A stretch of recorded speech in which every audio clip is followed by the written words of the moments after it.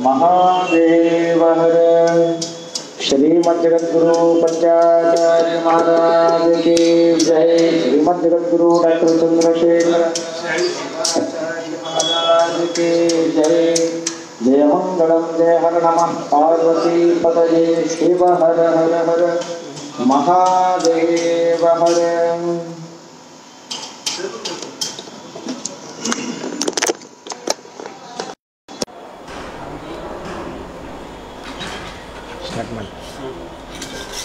श्री गणेश शारदा गुरुभ्यो नमः।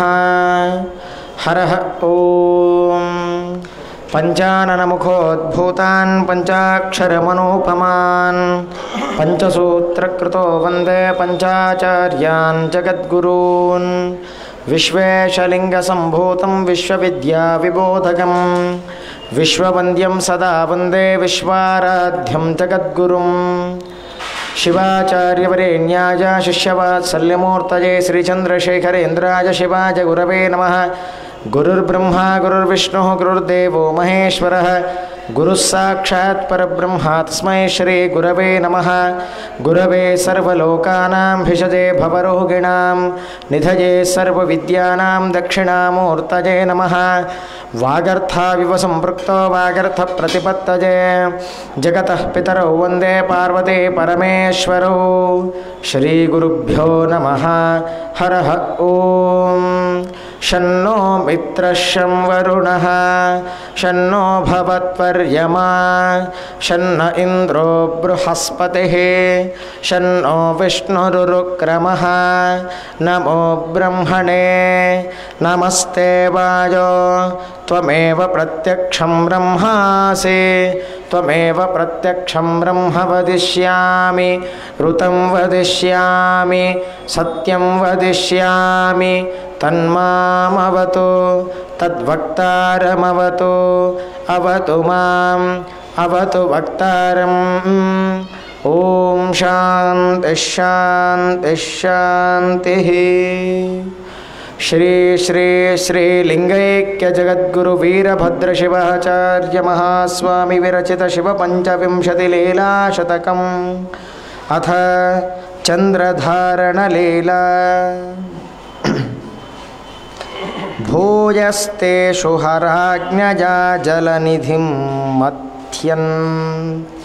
मथ्यत्सु मत्नत्सु तन्त्रोत्थितान्।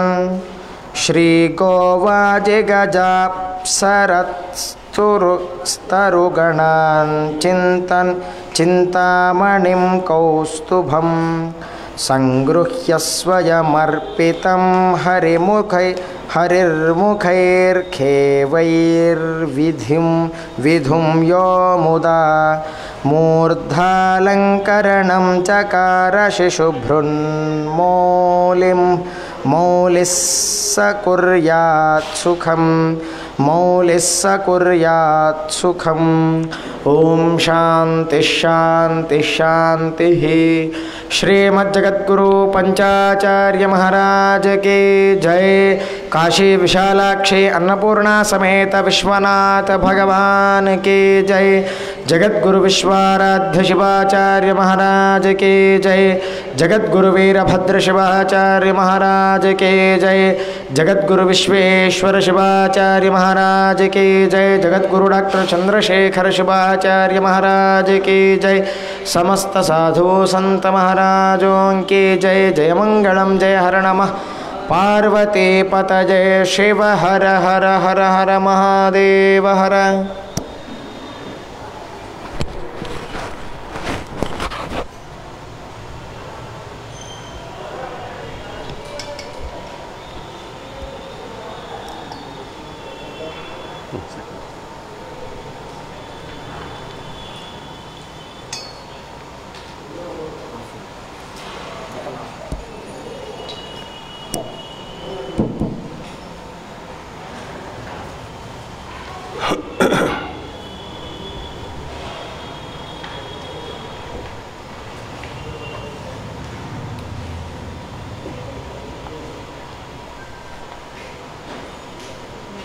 विश्वेशलिंगसंभूतं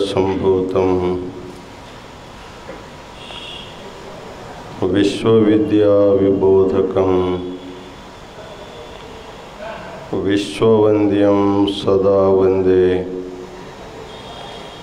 विश्वाराध्यं जगद्गुरुं।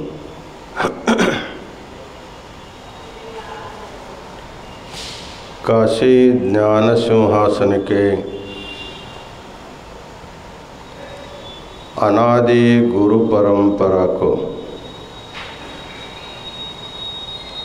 अनंतानंत भक्ति प्रणाम समर्पित करते हुए इस पवित्र काशी क्षेत्र में चातुर्मास के उपलक्ष्य में ज्ञान महाकुंभ का आयोजन किया गया है। इस महाकुंभ के धर्म सभा में उपस्थित अंबाजोगाई संस्थान मठ के शटस्थल ब्रह्मा शंभुलिंग शिवाचार्य महाराज संपूर्ण चातुर्मास का ज्ञान कुंभ का संचालन कर रहे हैं और आज के धर्म संदेश प्रदान किए हुए बारसी दहीवड़कर मठ के शटस्थल ब्रह्मा गुरुसिद्ध मणिकंठ शिवाचार्य महाराज, काशी वीरशैव विद्वत संघ के समस्त विद्यार्थीगण, श्रीपीठ के सेवक वर्ग और यात्रा के निमित्त आए हुए समस्त सद्भक्तगण और माताओं,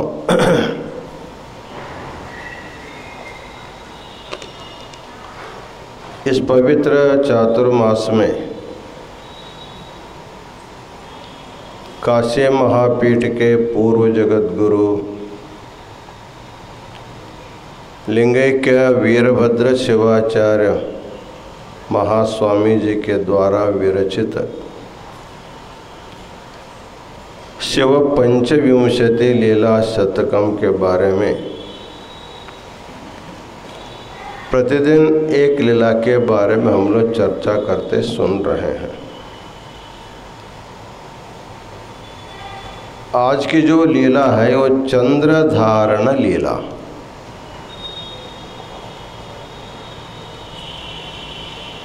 वैसे तो देवता और असुर लोग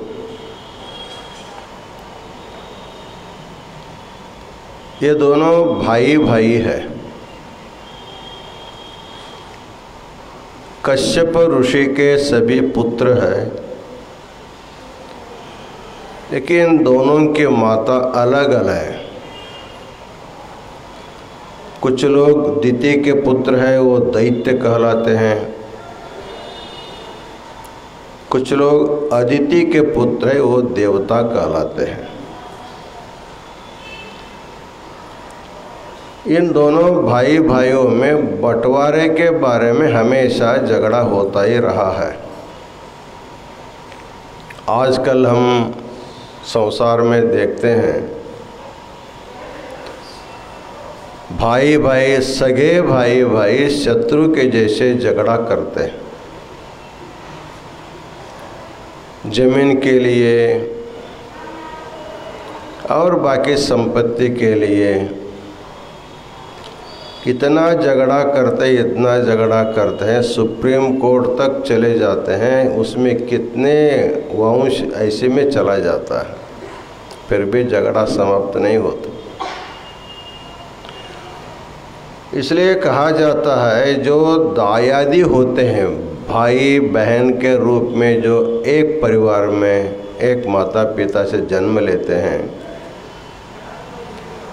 इनका कोई न कोई पिछले जन्म का लेन देन रहता है।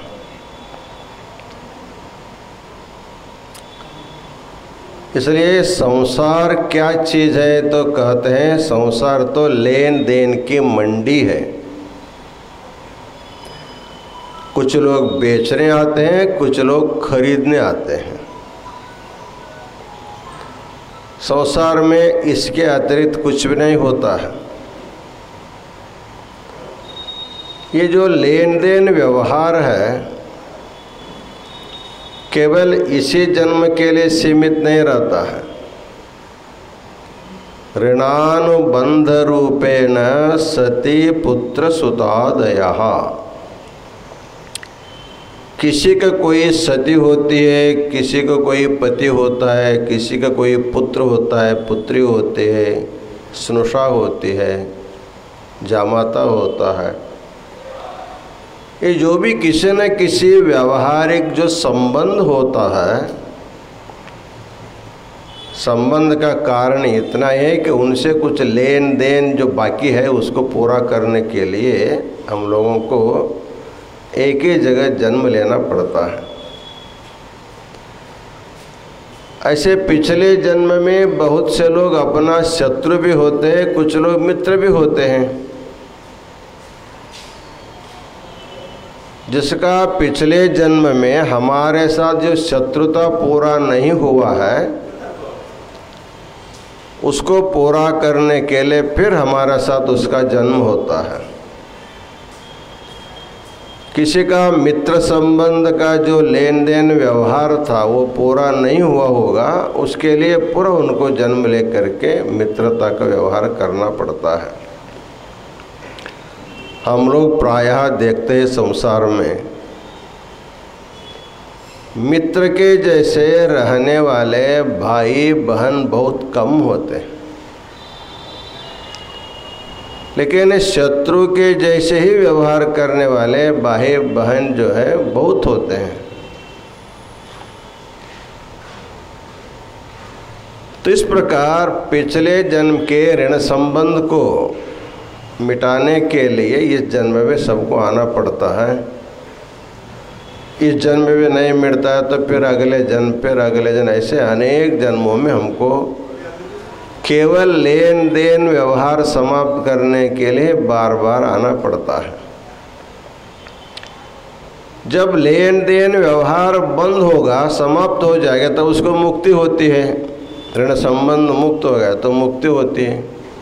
इसलिए कहते हैं ऋणानि त्रीण्यपाकृत्य मनो मोक्षे निवेशयेत्। ये जो लौकिक जो ऋण है, जो लेन देन व्यवहार है,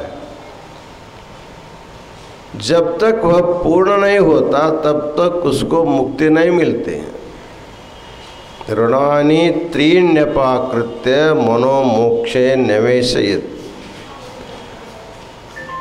प्रायः मुख्य रूप से 3 प्रकार के ऋण मानते हैं। एक होता है देव ऋण, दूसरा होता है पितृ ऋण और तीसरा होता है गुरु ऋण। देव ऋण क्या है? हमको 84 लाख योनि में सबसे श्रेष्ठ मानव जन्म भगवान ने दिया। ये हमारे ऊपर भगवान का जो ऋण है उससे मुक्त होने के लिए हमको रोज अपने भगवान की पूजा पाठ जप तप करके उनसे ऋण से मुक्त हो सकते हैं, वरना संभव नहीं है। थोड़ा बार तो मुक्त हो सकते हैं। उसके बाद दूसरा ऋण संबंध होता है माता पिताओं का, जिन्होंने हमें जन्म दिया, पालन पोषण किया, पढ़ाया, योग्य बना करके शादी किया, अपना सारा प्रॉपर्टी हमको बांट भी देते हैं। ऐसे सब कुछ अपने ऊपर न्यौछावर करने वाले माता पिता उनके वृद्धावस्था में उनको किसी प्रकार का मानसिक क्लेश न होते उनकी सेवा करना है पितृण से मुक्ति मानी जाती है। और हमारे जन्म को सार्थक करने वाला गुरु होता है, जो दीक्षा देता है, बोध करता है। ऐसे गुरु के ऋण से मुक्त होने के लिए तनो मन धन से गुरु की भी सेवा करनी पड़ती है। इसलिए सर्वज्ञ कहता है, यत्ता आगे त्वत्ता आगे हित्तलद मरवागे ಮತ್ತೆ ಪಾದದ ಕೆರುವಾಗೆ ಗುರುವಿನ ಹತ್ತಿರಿರಂದ सर्वज्ञ। गुरु के पास रहने के लिए शिष्य होकर के सेवा करने की संधि जब नहीं भी मिलेगी, पहले ज़माने में गुरु लोग बैल के ऊपर प्रवास करते थे, तो उनको चढ़ के जाने वाला जो बैल होगा उसका रूप भी तुमको मिलेगा तो भी चलेगा। ना सेवक हो करके सेवा करो। इतना नहीं, अंत में उनके पाद में रहने वाले पादुका होकर भी गुरु के पास रहने के लिए वो बताते हैं। इस तरह ऋण से मुक्त हुए बिना किसी को मुक्ति नहीं मिलते। वैसे द्वितीय और अदिति के जो पुत्र थे, दैत्य और देवता, इन दोनों का लेन देन व्यवहार के कारण हमेशा इनका झगड़ा होता रहता है। तब ये लोग समुद्र में, जो शाप के द्वारा जो समुद्र में गया था सारी संपत्ति, उसको निकालने के लिए जब मंथन क्रिया किया, कल आप लोगों ने सुना कि पहला जो है वहाँ कालकूट विष आया। तो मरण किसी को नहीं चाहिए, इसलिए उसको अभिनिवेश कहा जाता है शास्त्र में। अभिनिवेश अर्थात मेरे मृत्यु कभी न हो, इस प्रकार का जो हठ होता है मन में, उसका कहते हैं अभिनिवेश। पंच क्लेशों में क्लेश होता है। तो मरण किसी को भी नहीं चाहिए। तो जब कालकूट विष निकला, तब सभी देवी देवता राक्षस सब लोग वहाँ से भाग निकले। बाद में सब लोग जाकर के भगवान शिव के शरण में जाते हैं। भगवान शिव जो है लोक रक्षा करने के लिए सारा विष अपने कंठ में धारण करते हैं। तो विष बाधा की जो भीति रही वो समाप्त हो गई। उसके बाद भगवान शिव ने कहा, तुम लोग जो है अब फिर मंथन क्रिया का प्रारंभ करो। उसी को इस श्लोक में बताते हैं, भूयस्तेषु हराज्ञया जलनिधिं मत्नत्सु तत्रोत्थितान् श्रीगोवाज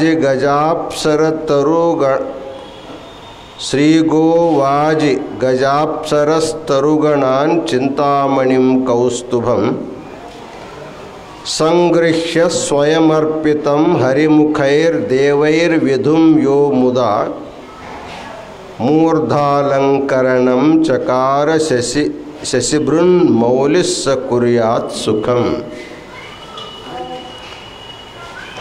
हराज्ञया,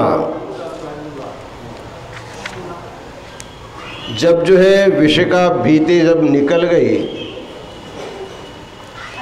उस समय भगवान शिव ने कहा कि तुम फिर जो है समुद्र का मंथन करो। उस मंथन में 14 प्रकार के रत्न निकलते हैं।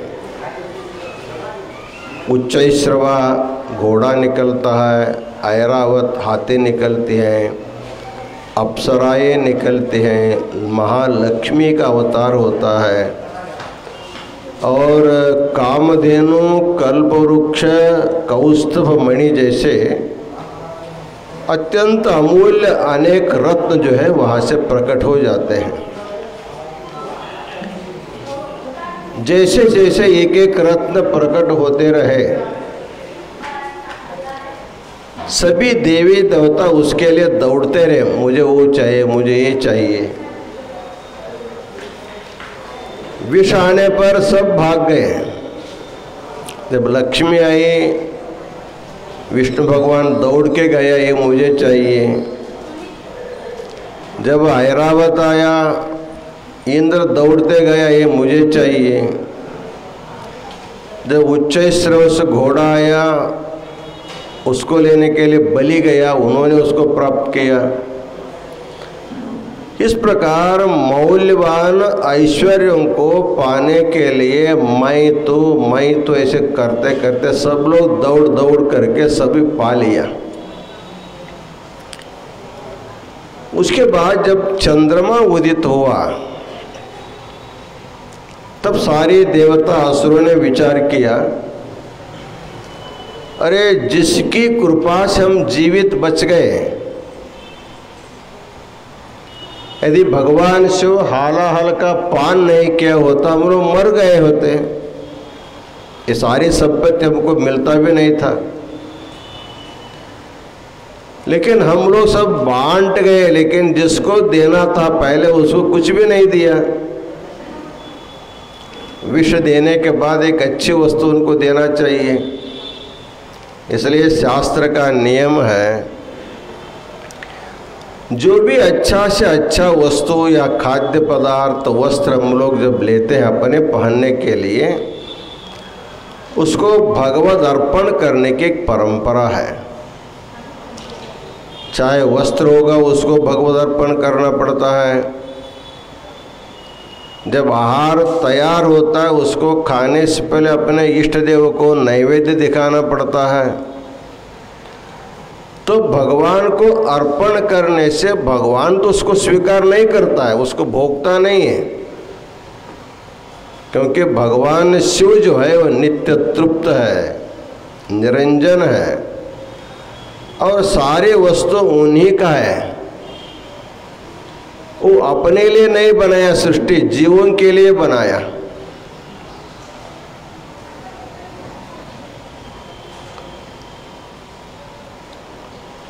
ईश कार्यम जीव भोग्यम, ये जो सृष्टि है ईश्वर का कार्य है, ईश्वर रचना करता है। किसके लिए? जीव भोग्यम, सभी जीवों को भोगने के लिए, सुख दुख का अनुभव करने के लिए भगवान सृष्टि करता। उसमें से किसी को पौधा तो भोगता नहीं है। जैसे लोक में आप लोग देखते हैं, पितृजन्य भर्तृभोग्य यथा योषित ततेष्यता। एक पिता को एक कन्या जन्म में आती है, कन्या का जन्म होता, संतति, पुत्री का संतति प्राप्त हो जाती है। वो पुत्री को पालता है, पोषता है, बड़ा करता है, प्रशिक्षण देता है। सब देने के बाद जामाता को दान करता है, खुद उपभोग नहीं करता। जैसे पिता के द्वारा उत्पादित कन्या पिता का उपभोग में नहीं आती है, वो तो उनके भर्ता का भोग्य हो जाती है। वैसे सारी सृष्टि ईश्वर के द्वारा निर्मित है। अपने द्वारा निर्मित वस्तु को खुद भोग नहीं सकता, क्योंकि वो दूसरे के लिए बनाया है। तब भगवान तो भोग नहीं करता, लेकिन जीव का कर्तव्य होता है, तो उसको भोगने से पहले भगवान को अर्पण करो। जब सारे देवता पहले अपने अपने बांट लिया, तब भगवान का याद आया, अरे जिसकी कृपा से हम लोग जीवित बच गए, हालाहल पान करके हमको प्राण दान दिया, ऐसे उस भगवान को समुद्र से निकले हुए 14 रत्नों में भगवान को कुछ भी हमने नहीं दिए विष के छोड़ करके। अंत में जो चंद्रमा आया, सभी देवताओं ने भगवान को जा करके प्रार्थना किया, भगवान चंद्रमा को आप स्वीकार करो। भगवान ने कुछ भी तकरार नहीं किया।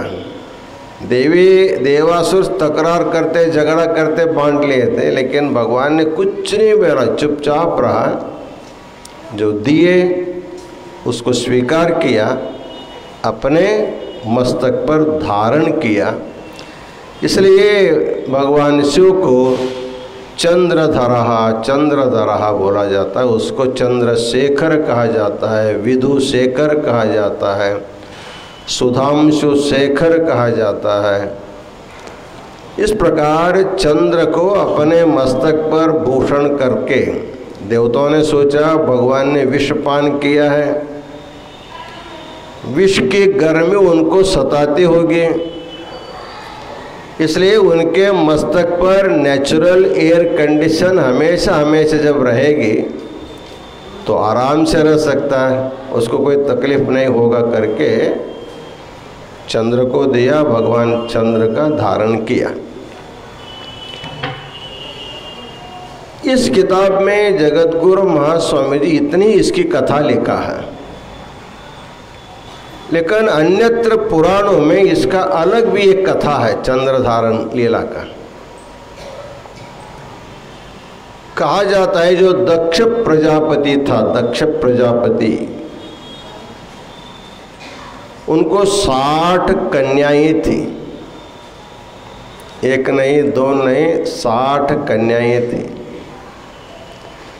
हमारे धर्मशास्त्र में कन्यादान सबसे बड़ा दान माना जाता है, क्योंकि उससे एक वंश का उद्धार होता है। हमारे संस्कृति का यह नियम है, हमारे घर में भी कन्या रत्न का जन्म होता है, लेकिन हमारे लिए उपयोग नहीं पड़ता है। हमको अपने घर में जन्मे कन्या रत्नों को दूसरों को दान देना पड़ता है, और दूसरे घर में जन्मे जो कन्या रत्न होते हैं उसको हमको दान में लेना पड़ता है। इस प्रकार कन्या रत्न को दान देना, दान लेने की परंपरा है।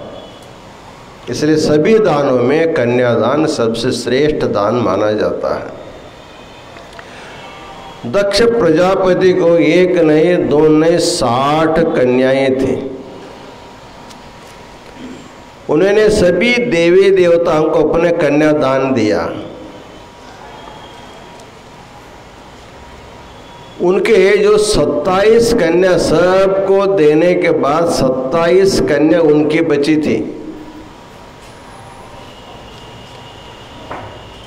इन 27 कन्याओं को दक्ष प्रजापति ने चंद्रमा को दे करके शादी किया। जो अश्विनी भरणी आदि जो नक्षत्र है वही उनके पत्नी आए, ऐसे शास्त्र में कहा जाता है।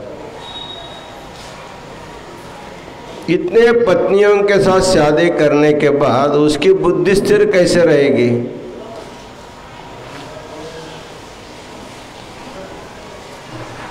उनमें रोहिणी नामक एक जो पत्नी थी, उनसे ज़्यादा वो अनुरक्त रहता था चंद्रमा। रोहिणी के साथ उनका ज़्यादा प्रेम संबंध रहता था। बाकी लोगों को उतना मान मर्यादा प्रेम वो देता नहीं था। इस प्रकार अनेक वर्ष बीत गए। दक्ष प्रजापति के बाकी जो कन्याएं थी वो मन के मन जो है दुखी होते रहे। हमारा पतिदेव हमसे दूर रहता है, हमसे प्यार नहीं करता, हमको मान सम्मान नहीं देता, केवल रोहिणी के साथ उसका ज़्यादा संबंध है। ऐसे बहुत दुखी होकर के एक बार प्रजापिता ब्रह्मा के पास जाकर के शिकायत करती, आपके जामाता आपकी एक पत्री रोहिणी के साथ ज़्यादा उनका प्रेम है, हमारे प्रति उनका आदर नहीं है, प्रेम नहीं है। तब उन्होंने चंद्रमा को बुलाया, बहुत आदर से बुलाया, प्रेम से बुलाया। शादी में जो दिया था दिया, तो उसके अलावा और बहुत कुछ दिया उसको, क्योंकि जामाता जो है दशम ग्रह माना जाता है। जामाता दशम ग्रह, कभी तुष्ट नहीं होता है वो। कन्या पक्ष वाले देते देते थक जाते हैं, फिर भी वो मांगते मांगते थकता नहीं। तो प्रजापति ने सोचा धर्म पत्नियां है, सब तुम्हारे ऊपर समान अधिकार रखती है, तुम अपने मनमाने ऐसा नहीं कर सकते। ऐसे प्रेम से समझा करके भेजा। आने के बाद कुछ दिन ठीक रहा, अर्थात प्रजापति के आज्ञा के अनुसार बहुत से प्रेम से सबके साथ रहने लगा। लेकिन स्वभाव जो होता है ना, वो जल्दी बदलता नहीं। जैसे कुत्ते का जो पूंछ होती है, कुत्ते का जो पूंछ होती है, आप बहुत प्रयत्न से सीधा करेंगे तो सीधा होता है, छोड़ देंगे तो फिर वो टेढ़ा ही होता है। वैसे चंद्रमा का जो स्वभाव था बदला हुआ जैसे लगा, फिर जैसे था वैसे हो गया। फिर बेटियां जा करके दक्ष प्रजापिता से शिकायत करते हैं, फिर बुलाता है, फिर सत्कार करता है, फिर भरपूर उनको दान दक्षिणा देता है। इस बार इस प्रकार एक बार नहीं, दोन बार नहीं, कई बार उनको समझाया, दान दिया, समझाया, दान दिया। हाँ करके जाता था, 2-3 दिन ठीक रहता था, फिर वैसे करने लगा। तो देने वाला कितना देगा, दे दे करके थक गया, समझा बुझा करके भी थक गया। दक्ष प्रजापिता जो बहुत सामर्थ्यशाली था, शापानुग्रह समर्थ था वो, उन्होंने सोचा ये तो बात का भूत नहीं, ये तो लात का ही भूत है, ये बात से मैं नहीं मानता, इसको कुछ दंड देना पड़ेगा। तो एक बार उनके पास जा करके इतना घोर शाप दे दिया प्रजापिता ने, तुम इस प्रकार अपने पत्नियों के साथ भेदभाव करते हुए गृहस्थ धर्म का तुम परिपालन ठीक से नहीं कर रहे हैं, इसलिए मैं तुमको घोर शाप देता हूँ। उस शाप के कारण तुमको क्षय रोग हो जाएगा और धीरे धीरे धीरे धीरे क्षय होते होते होते तुम एक दिन नहीं रहोगे, ऐसा उन्होंने शाप दे दिया। जैसे ही शाप दिया वैसे चंद्रमा जो है क्षीण होने लगा, क्षय रोग लग गया उसको। क्षीण होते होते होते जब आधा शरीर उसका समाप्त हुआ, तब जो है सभी मिल करके, ऋषिगण मिल करके विचार के क्या करना चाहिए। अब चंद्रमा नहीं रहेगा तो शीतल प्रकाश देने वाला, औषधियों को शक्ति देने वाला कौन है दूसरा? चंद्रमा को औषधीशः कहा जाता है। वनस्पतियों का वो अमृत प्रदान करने वाला है। अभी खोजागरी पूर्णिमा के दिन आप लोग जो है चंद्रमा के प्रकाश में दूध तपा करके बरोबरी 12 बजे चंद्र का किरण या प्रतिबिंब उस दूध में गिरता है तो अमृत गिर गया करके हम लोग उसको स्वाद करते हैं। ऐसे खोजागरी पूर्णिमा के दिन चंद्रमा के अमृत किरणों से आच्छादित जो दूध होते हैं उसको पान करने से उनको अस्थमा रोग नहीं होता, ये भी कहा जाता है। इस प्रकार वनस्पतियों को शक्ति प्रदान करने वाला, औषधियों को शक्ति प्रदान करने वाला चंद्रमा ही है। अब चंद्रमा नहीं रहेगा तो सबका जीवन अस्त व्यस्त हो जाए। किसी न किसी ढंग से इनको बचाना चाहिए। दुष्ट है, दुराचारी है, फिर भी ये नहीं रहेगा तो संसार के लिए तकलीफ होगा, इसलिए किसी न किसी ढंग इसको बचाना चाहिए। तब महर्षियों ने बताया ऐसा करो, ये असाध्य क्षय रोग से बचाने वाला केवल भगवान शंकर ही बचा सकता, दूसरा कोई नहीं बचा सकता। इसलिए तुम प्रभास क्षेत्र में, जो अत्यंत पवित्र क्षेत्र, आजकल जो सौराष्ट्र सोमेश्वर लिंग है वही प्रभास क्षेत्र कहा जाता है, वहाँ समुद्र किनारे बैठ करके एक शिवलिंग की स्थापना करो और उसको रुद्राभिषेक करके बिल्वार्चना करते हुए तुम महामृत्युंजय मंत्र का जप करो। फिर भी उनका शरीर क्षीण होता ही रहा। केवल एक कला मात्र बचा था। 16 कला चंद्रमा के रहे, 16 कलाओं में 15 कला जो है क्षय हो गए थे, केवल एक कला बचा था। तब तक चंद्रमा प्रभास क्षेत्र में बैठ करके भगवान महादेव को शिवलिंग के रूप में पूजा करते हुए 10 करोड़ महामृत्युंजय मंत्र का जप किया था। मंत्र में और मंत्र जप में बहुत बड़ी शक्ति होती है, इसलिए जपतो नास्ति पातकम। कितना भी पाप किया हुआ व्यक्ति भगवान शिव मंत्र का जप करता रहेगा तो जपतो नास्ति पाप, उनके पाप कटते जाते हैं। इसलिए जपात शुद्धि ही जपात सिद्धि। जप से मन की शुद्धि भी होती है, जप से हमको अनेक सिद्धियां भी प्राप्त होती हैं। उसमें जो महामृत्युंजय मंत्र था,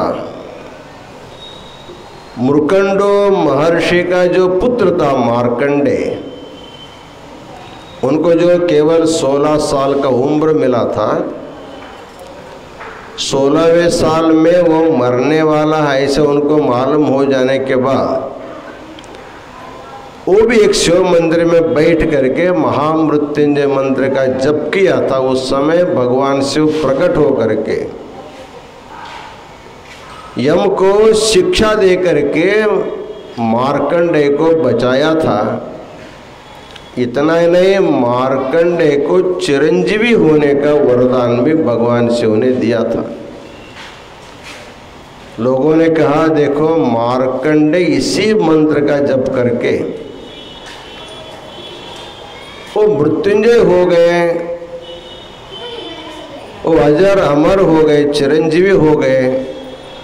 इसलिए उसी मंत्र का तुम भी जप करो। ऐसे करने के बाद चंद्रमा अत्यंत श्रद्धा से प्रभास क्षेत्र में शिवलिंग स्थापना करके पूजा अभिषेक के साथ महामृत्युंजय का रोज जप करते करते 6 मास में 10 करोड़ मंत्र का जप उन्होंने पूरा किया था। तो भगवान शिव ने उनकी भक्ति देख करके उनके ऊपर प्रसन्न हो गए। अब थोड़ा एक दिन गया तो वो कला समाप्त हो जाने वाला था। तो भगवान जो बची हुई जो 16वीं कला थी चंद्रमा की, वो कला को अपने मस्तक पर धारण किया और चंद्रमा से कहा देखो तुम अपराधी हो। दक्ष प्रजापति ने तुमको जो शाप दिया वो सही दिया है, क्योंकि एक गृहस्थ होते हुए पत्नी के साथ तुमने भेदभाव व्यवहार किया है। पत्नी तुम्हारे अर्धांगी होती है, उसके तहत किसी प्रकार का छल कपट भेदभाव नहीं करना चाहिए। उसको करने के कारण प्रजापति ब्रह्मा ने तुमको शाप दे करके संसार के लोगों को ये उदाहरण बताया है, जो भी इस प्रकार अपने पत्नी के साथ दुर्व्यवहार करेगा, भेदभाव करेगा, पक्षपात करेगा, अनैतिक व्यवहार करेगा, उसको गति ऐसे ही होगी। ये युग युग तक सबको जानकार में रहना चाहिए। प्रजापति का जो शाप है वो शाप तो रहेगा, लेकिन मैं तुम्हारे अनुष्ठान से प्रसन्न होकर के तुमको वरदान देता हूँ। तुम्हारा शाप के कारण क्षय होता जाता है और अनुष्ठान के द्वारा तुमने जो पुण्य कमाया है, महामृत्युंजय जप करके तुमने जो पुण्य कमाया है, उस पुण्य के कारण तुम फिर वृद्धिंगत होते जाओगे। इसलिए कृष्ण पक्ष में चंद्रमा एक एक कला, पूर्णिमा के बाद जो पक्ष आता कृष्ण पक्ष कहा जाता है, एक एक कला कम होते कम होते कम होते अमावास्या के दिन चंद्रमा बिल्कुल दिखाई नहीं देता। तो उस दिन प्राकृतिक रीति से देखा जाए सूर्य और चंद्रमा दोनों एक ही साथ उदित होते, एक ही साथ अस्त हो जाते। इसलिए सूर्य के प्रखर प्रकाश में चंद्रमा दिखाई नहीं देता, इसलिए उसको दर्श कहते हैं। पंचांग में दर्शः सूर्येन्दु संगमः। सूर्य और चंद्रमा दोनों एक साथ उदित होना, एक साथ चलना और एक साथ अस्त होने के दिन को अमावस्या का उसको दर्श कहा जाता है। उस दिन चंद्रमा बिल्कुल नहीं दिखाई देता, पूरा अस्तंगत हो जाता है, 15 कला समाप्त हो जाते हैं। जब अमावस्या के दूसरा दिन जब प्रारंभ होता है, शुक्ल पक्ष प्रतिपदा जब होते, तब उसकी कला जो है एक एक कला बढ़ती जाती है। ऐसे बढ़ते बढ़ते पूर्णिमा के दिन पूर्ण हो जाता है, फिर दूसरे दिन से एक एक कला कम होती जाती है। इस प्रकार दक्ष प्रजापिता का शाप का भी अनुभव कर रहा है और साथ ही साथ अपने द्वारा किए गए अनुष्ठान का जो फल है उसके कारण वैसे वृद्धिंगत पे होता है। इससे संसार के लोगों को इस लीला के द्वारा भगवान 2 बातें बताते हैं। एक बात पहला है, जो भी तुमको कुछ देते हैं तो उसमें संतुष्ट रहो, उसमें झगड़ा वगड़ा करने के झमेले में मत जाओ। जैसे भगवान को सारी देवी देवता बड़े बड़े ऐश्वर्य खुद ले लिए, मामूली चंद्रमा को दे देने पर भी अरे तुमने इतना लिया मुझे इतना दे, ऐसे झगड़ा भगवान ने किया नहीं। जो मिला उसको प्रेम से लिया, संतोष से उसको अलंकार किया। इसलिए जो मिलता है अपने भाग्य से मिलता है, इसलिए उसमें दूसरे के भाग्य दे करके मन में तकलीफ नहीं लेना चाहिए। उनको जो मिला उनका भाग्य का फल है, मुझे जो मिला है मेरा भाग्य का फल है। यदस्मदीयम नहीं तत्परेशाम, जो हमारा होता है वो हमारा ही रहता है, दूसरे को नहीं जाता है। इस प्रकार जो मिलता है उसको दे करके जो प्राप्त होता है उसी में समाधान रहना, एक भगवान ने संसार को ये संदेश दिया इस लीला से। दूसरी बात यह है कि गृहस्थों के लिए उन्होंने कहा पत्नी तुम्हारा अर्धांगी होती है। वैसे तो एक ही विवाह करना चाहिए, अधिक कन्याओं के साथ विवाह करना नहीं चाहिए। कदाचित किसी कारणवश तुमको दूसरा शादी करना पड़ा, अर्थात कोई संतान नहीं हुआ, कोई ऐसे कारण था, पहले पत्नी की स्वीकृति होती है, करने के लिए अनुमति मिलते, तब करने के लिए शास्त्र अनुमति देता है। फिर उस समय उन दोनों में किसी प्रकार का भेदभाव नहीं करना चाहिए। एक गृहस्थ था, एक शादी हो गई थी, किसी कारणवश उनको दूसरा शादी करने का अवसर हुआ, पहले पत्नी के साथ वार्तालाप किया, उन्होंने सम्मति दे दी, खुद खड़े होकर के उसकी शादी भी किया। पहले पत्नी ने पति को कहा, देखो मैं तो तुमको सम्मति दे रही हूँ, लेकिन शादी के बाद दोनों को तुम समान रूप से देखना। उस समय हाँ बोल दे, उस समय शादी करना था। कुछ दिन ठीक रहा, बाद में उनका भेद व्यवहार शुरू हो गया। इतना भेद शुरू हो गया, उसके क्लेश के कारण पहली पत्नी अस्वस्थ हो गई और मरणासन्न हो गई। मरते मरते पति को बुलाया, देखो मैं जीते जीते तुमने जो व्यवहार किया भेदभाव का हमको अच्छा नहीं लगा है, लेकिन मरने के बाद तो भी तुम इस समता को व्यवहार तो रखना। क्या करना है? देखो मैं जो मर जाती हूँ, मेरी समाधि एक जब जहाँ करते हो वहाँ करो। उसके बाद जो दूसरे पत्नी है उसके लिए समाधि बना करके रखो, मरने के बाद उनको वहाँ रखा जाएगा। उससे पहले एक समाधि बीच में करो, मेरी समाधि इधर, अभी तुम कर जाओगे, जब मरेगी उसके लिए उनकी समाधि एक अलग करो। हम दोनों के बीचों बीच में तुम्हारे लिए भी समाधि करो, मरने के बाद तुम समान रुकते रहो, मरने के बाद तो भी। हाँ कहा, पत्नी मर गई, उनकी समाधि हो गई। उसके बाद दूसरी पत्नी भी मर गई, उनकी भी समाधि हो गई। जब इसका समाधि करने का अवसर आया, अपने बच्चों को बुला करके कहा, देखो ये दोनों तुम्हारी माँ है,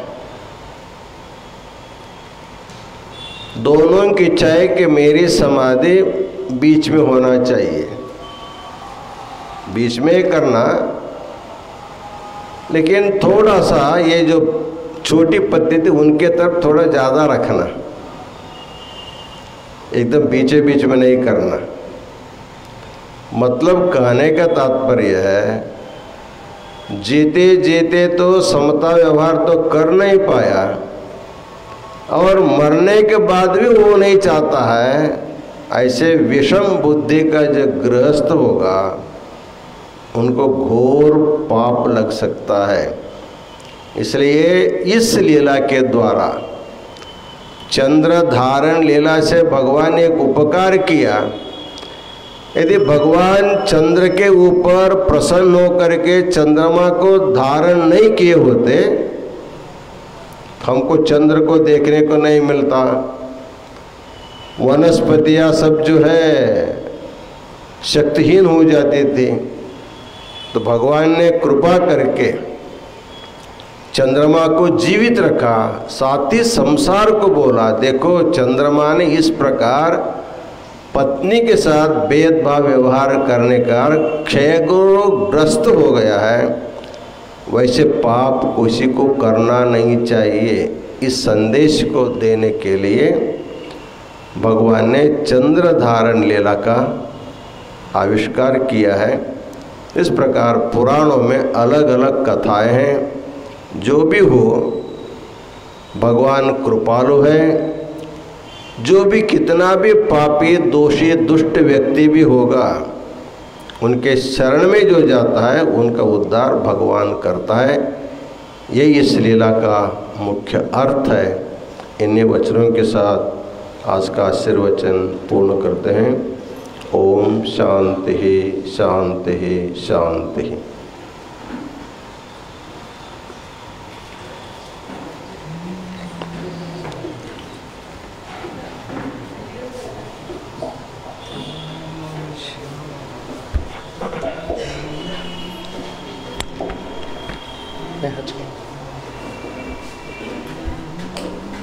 जय मंगलम जय हर नमः पार्वती पतये शिव हर हर हर महादेव हर। श्री विश्वाराध्याय मंगलम शिव विश्वैकपालाय मंगलम। श्री विश्वाराध्याय मंगलम शिव विश्वैकपालाय मंगलम।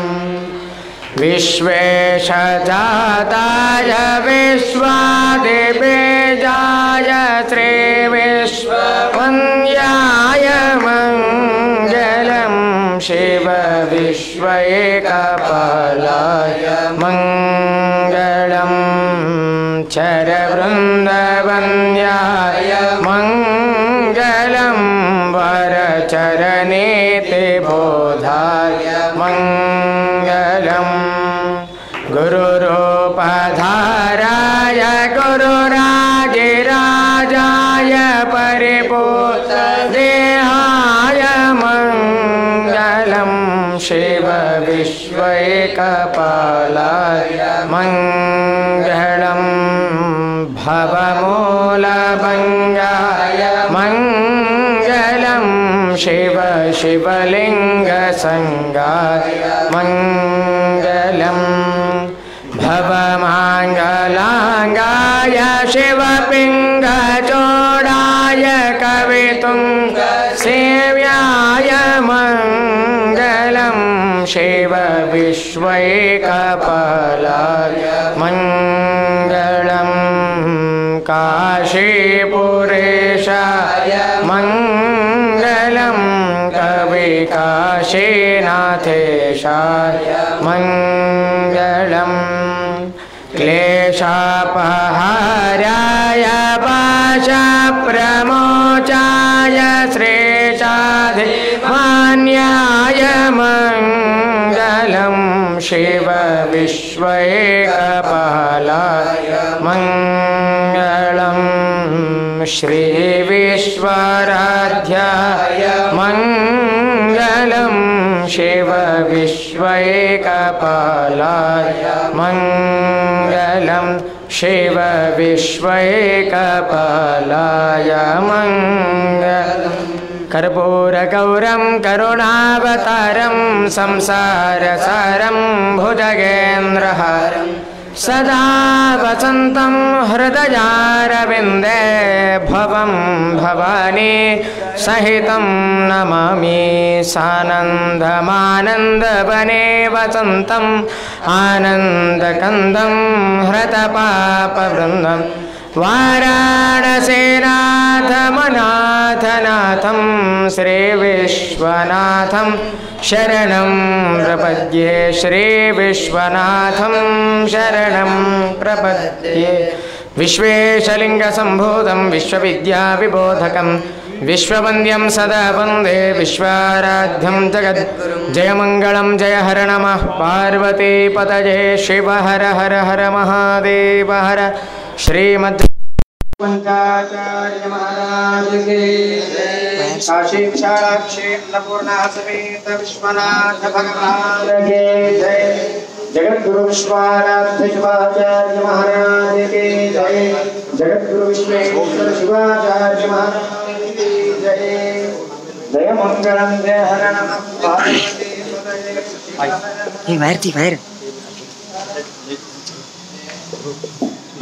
ओम भद्रं कर्णेभिः शृणुयामदेवाः भद्रं पश्येमाक्षभिर्यजत्राः स्त्रीरङ्गैस्तुष्टुवागुंसत्तनूभिः यशेम देवहितं जदायुः। स्वस्ति न इन्द्रो वृद्धश्रवाः स्वस्ति नः पूषा विश्ववेदाः स्वस्ति नस्तार्क्ष्यो अरिष्टनेमिः स्वस्ति नो बृहस्पतिर्दधातु। जय मंगलम जय हर नमः पार्वतीपतये शिव हर हर महादेव हर।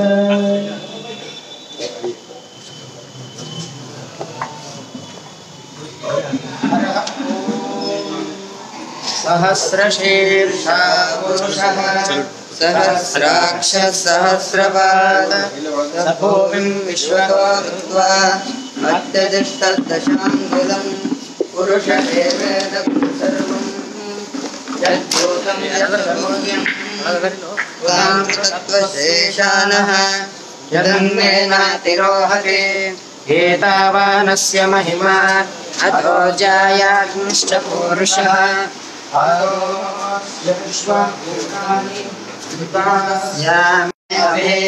तस्मात् विराडजायत विराजो अधिपूरुषः संसारसारं भुजगेन्द्रहारं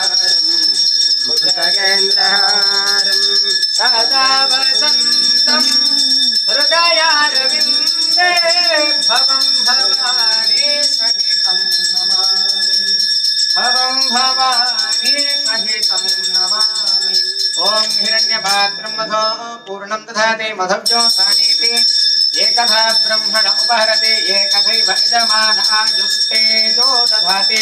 श्री जगद्गुरु विश्वाराध्य शिवाचार्य महास्वामिने नमो नमः। कर्पूर नीराजनं दर्शयामि नीराजनानन्तरं शुद्धाचमनीयं समर्पयामि नमस्करोमि।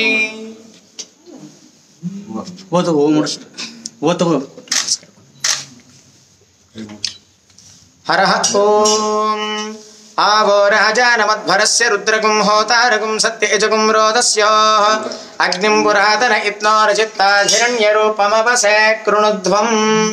श्री जगद्गुरु विश्वाराध्य शिवाचार्य महास्वामिने नमो नमः। तव पादारविन्दयोः वेदोक्तमन्त्रपुष्पाञ्जलिं समर्पयामि मनसा पूर्वक नमस्कारान् समर्पयामि। जय मंगलम जय हर नम पार्वती पतये शिव हर हर हर महादेव हर।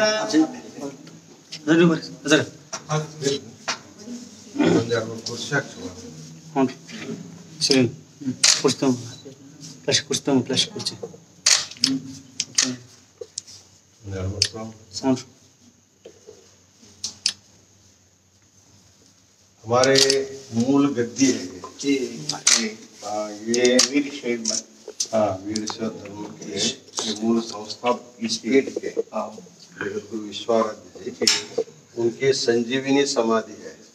हाँ, तो उसी के ऊपर उनके स्थापना की है, इसकी पूजा करते हैं।